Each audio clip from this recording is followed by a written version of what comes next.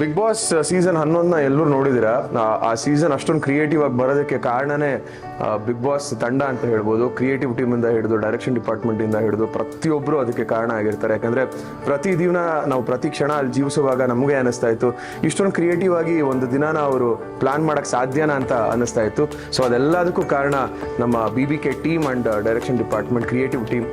So ಅವ್ರಿಗೆ ತುಂಬಾ thanks ನಮ್ಮ ಅಷ್ಟು ದಿನಗಳನ್ನು ಮೆಮೊರಬಲ್ ಮಾಡಿದ್ದಕ್ಕೆ. ಆ್ಯಂಡ್ ಸ್ಪೆಷಲಿ ಕಲರ್ಸ್ ಕನ್ನಡ ಈ ಒಂದು ಪ್ಲ್ಯಾಟ್ಫಾರ್ಮ್ನ ನನಗೆ ಕೊಟ್ಟಿದ್ದಕ್ಕೆ. ಯಾಕಂದರೆ 5 ವರ್ಷಗಳ ಕಾಲ ಒಂದು ಸೀರಿಯಲ್ನ ಮಾಡಿ ಕಲರ್ಸಿಂದ ಹೊರಗಡೆ ಬಂದಿದ್ದೆ. ಮತ್ತೆ ತವ್ರ ಮನೆಗೆ ವಾಪಸ್ ಬಂದಂಗೆ ಒಂದು ದೊಡ್ಡ ವೇದಿಕೆ ಕೊಟ್ಟು ನನಗೆ ಒಂದು ನನ್ನ ಟ್ಯಾಲೆಂಟ್ನ ಪೋರ್ಟ್ರೇ ಮಾಡ್ಕೊಳ್ಳೋದಕ್ಕೆ ಒಂದು ದೊಡ್ಡ ವೇದಿಕೆ ಕೊಟ್ರಿ. ಅವ್ರಿಗೆ thank you so much. And ಅದೆಲ್ಲದಕ್ಕಿಂತ ಮುಖ್ಯವಾಗಿ ಸುದೀಪ್ ಅಣ್ಣ, ಸುದೀಪ್ ಸರ್ನ ನಾನು ಎಷ್ಟು ಪ್ರೀತಿಸ್ತೀನಿ ಅಂತ ನಿಮ್ಮೆಲ್ರಿಗೂ ಆಲ್ರೆಡಿ ಗೊತ್ತಿದೆ. ನನ್ನ ಮೊದಲನೇ ಸಿನಿಮಾದ ಆಡಿಯೋ ಲಾಂಚ್ ಮಾಡಿದವರೇ ಅವರು. ಈಗ ಪ್ರತಿ ವಾರ ನಿಂತ್ಕೊಂಡು ಮೆಂಟರ್ ಮಾಡಿ ಸರಿ ತಪ್ಪುಗಳನ್ನು ಹೇಳಿ ತಿದ್ದಿದಂಥ ಒಂದು ಮಹಾನ್ ವ್ಯಕ್ತಿ. ಅವ್ರಿಗೆ ಎಷ್ಟು ಥ್ಯಾಂಕ್ಸ್ ಹೇಳಿದ್ರು ಸಾಲದು.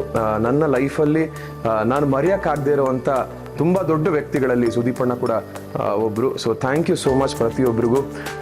Colours, BBK team and Sudeep sir, thank you so much.